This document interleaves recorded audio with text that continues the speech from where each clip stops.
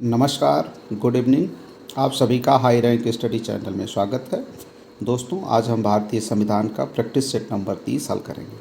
पहला प्रश्न है, यदि सरकार राज्यसभा में पराजित हो जाए तो क्या होता है?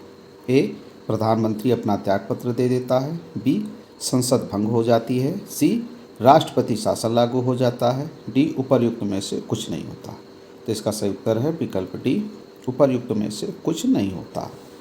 चूँकि जो सरकार है वो लोकसभा का प्रतिनिधित्व करती है और लोकसभा जो है उसको निम्न सदन भी कहा जाता है। आज का दूसरा प्रश्न, निम्नलिखित में से कौन राज्यसभा की एकांतिक शक्ति के अंतर्गत आता है?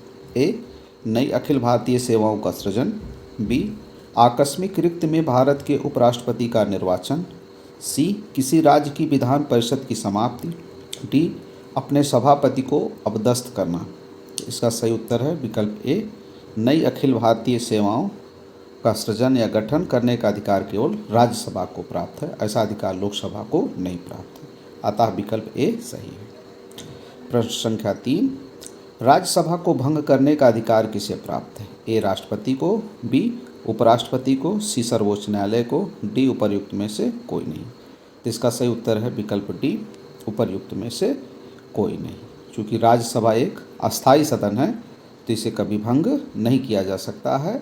प्रति 2 वर्ष में इसके 1/3 सदस्य जो है वो अवकाश ग्रहण करते हैं, रिटायर हो जाते हैं और इसके सदस्यों का कार्यकाल 6 वर्ष का होता है। चौथा प्रश्न, निम्नलिखित में से कौन सा कथन राज्यसभा के संदर्भ में सही है? ए, 1/3 सदस्य प्रति 2 वर्ष में अवकाश प्राप्त करते हैं। बी, आधे सदस्य प्रति 2 वर्ष में अवकाश प्राप्त करते हैं। सी, आधे सदस्य प्रति 3 वर्ष में अवकाश प्राप्त करते हैं। डी, 1/3 सदस्य प्रति 3 वर्ष में अवकाश प्राप्त करते हैं। तो इसका सही उत्तर है विकल्प ए, 1/3 सदस्य प्रति 2 वर्ष में अवकाश प्राप्त करते हैं। पांचवा प्रश्न, प्रथम अभिनेत्री जो राज्यसभा के लिए नामांकित की गई। ए, जयललिता। बी, नरगिस दत्त। सी, वैजंतीमाला। डी, देविका रानी। जिसका सही उत्तर है विकल्प बी, नरगिस दत्त। सर्वप्रथम नरगिस दत्त को राज्यसभा के लिए नामांकित किया गया था। छठा प्रश्न, संविधान के अनुसार राज्यसभा का कार्यकाल ए, 2 वर्ष में एक बार समाप्त हो जाता है। बी, प्रत्येक 5 वर्ष में समाप्त हो जाता है। सी, प्रत्येक 6 वर्ष में समाप्त हो जाता है। डी, समाप्त होने का विषय नहीं है। तो इसका सही उत्तर है विकल्प डी, समाप्त होने का विषय नहीं है। राज्यसभा का कार्यकाल कभी समाप्त नहीं होता है।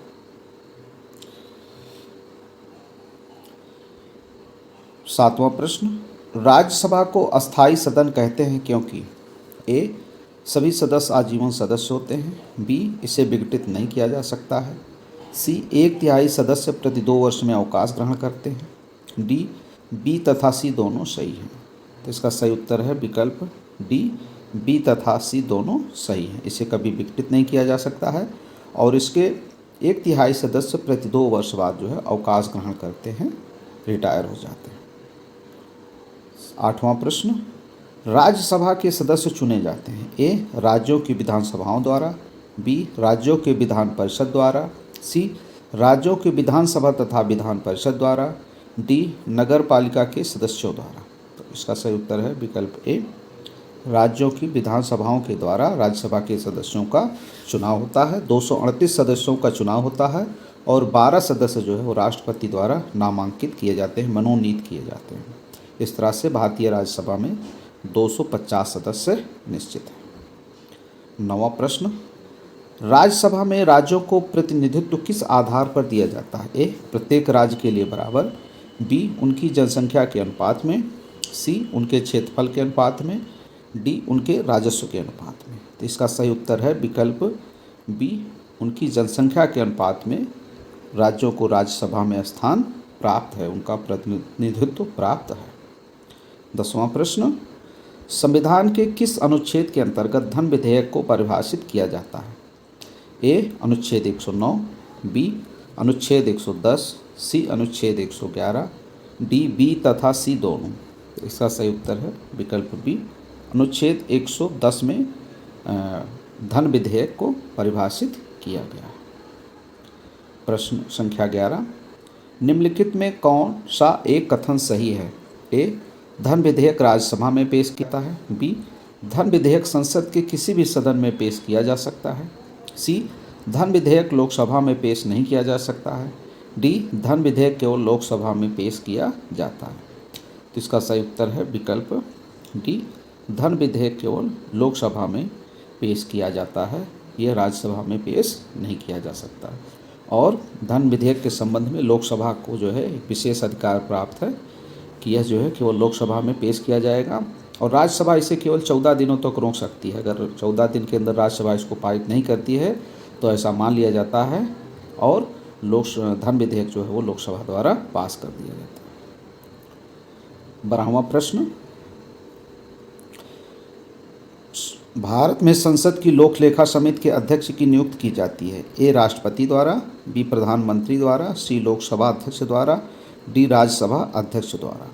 तो इसका सही उत्तर है विकल्प सी, लोकसभा अध्यक्ष द्वारा। भारत में लोक लेखा समिति के अध्यक्ष की नियुक्ति जो है वो लोकसभा अध्यक्ष के द्वारा की जाती है।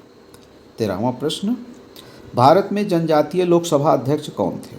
प्रथम जनजातीय लोकसभा अध्यक्ष कौन थे? A, Ganesh Vasudev Mavalankar, B, Manohar Joshi, C, PA. Sangma, D, GMC Balayogi. इसका सही उत्तर है विकल्प सी, पी.ए. संगमा। ये मेघालय से थे और ये प्रथम जनजातीय लोकसभा अध्यक्ष थे। 14वां प्रश्न, अंतर्राष्ट्रीय संधियों को लागू करने के लिए संसद कोई भी कानून बना सकती है। ए, सभी राज्यों की सहमति से, बी, बहुसंख्यक राज्यों की सहमति से, सी, संबंधित राज्यों की सहमति से, डी, बिना किसी राज्य की सहमति से। तो इसका सही उत्तर है विकल्प डी, बिना किसी राज्य की सहमति से सरकार अंतर्राष्ट्रीय संधियों कानूनों को लागू करवाने के लिए कोई भी कानून बना सकती है। ये संसद को विशेष अधिकार प्राप्त है। 15वां प्रश्न, चीन की संसद को किस नाम से जाना जाता है? A, National Assembly, B, National People's Congress, C, Parliament of China, D, National People's Assembly. इसका सही उत्तर है विकल्प B, National People's Congress. China की संसद को कहा जाता है। तो दोस्तों, आपको वीडियो कैसा लगा आप हमें कमेंट्स बॉक्स में लिखकर ज़रूर बताएं। साथ ही वीडियो पसंद आया हो तो उसे लाइक और शेयर करना ना भूलें। साथ ही चैनल को सब्सक्राइब कर लें ताकि आपको नए वीडियो का नोटिफिकेशन तुरंत प्राप्त हो जाए। और वीडियो को अंत तक देखने के लिए धन्यवाद।